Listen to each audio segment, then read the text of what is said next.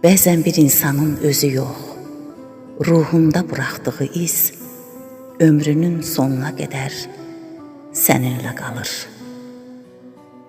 Mehriban Nəcəf, ətrin duyulur havada.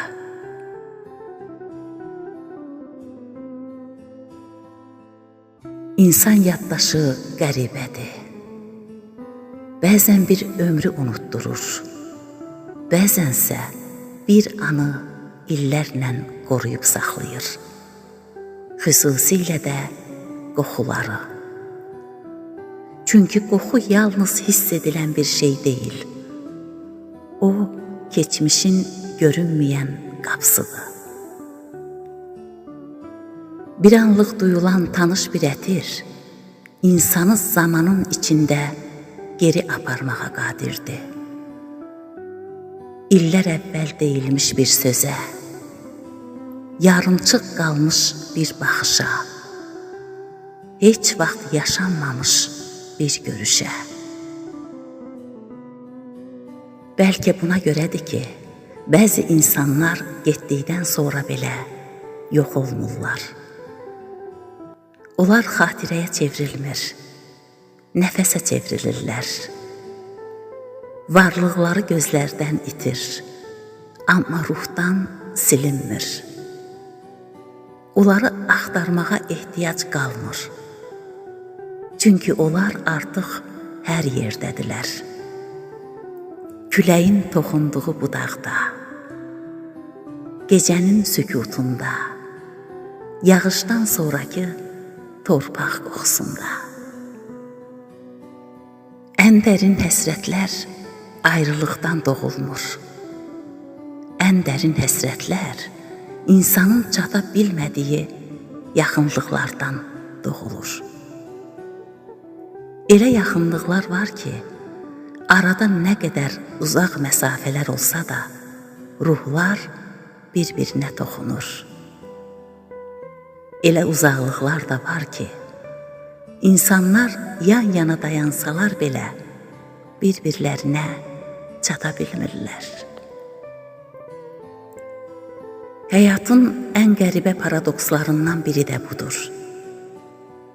İnsan bəzən heç sahib olmadığı bir şeyi itirmiş kimi darıxır. Heç vaxt əlindən tutmadığı bir əlin yoxluğunu hiss edir.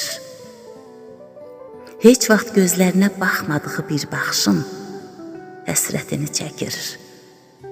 Ağıl bunu izah eləyə bilmir. Çünki ruhun öz məntiqi var. Bəzi hisslər zamanla keçmir. Onlar sadəcə insanın daxilində başqa bir şəklə düşürlər. Əvvəl ağrı olurlar, sonra xatirə, sonra dua, daha sonra isə insanın xarakterinə çevrilirlər və bir gün insan anlayır ki, o həsrətdən qurtulmayıb, sadəcə onunla yaşamağı öyrənib. Bəlkə də sevginin ən saf halı budur. Heç nə istəmədən sevmək, heç nəyə sahib olmadan bağlanmaq və bir gün küləyin gətirdiyi tanış bir qoxunu duyanda, ürəyin dərinliyində pıçıldamaq, ətrin duyulur havada.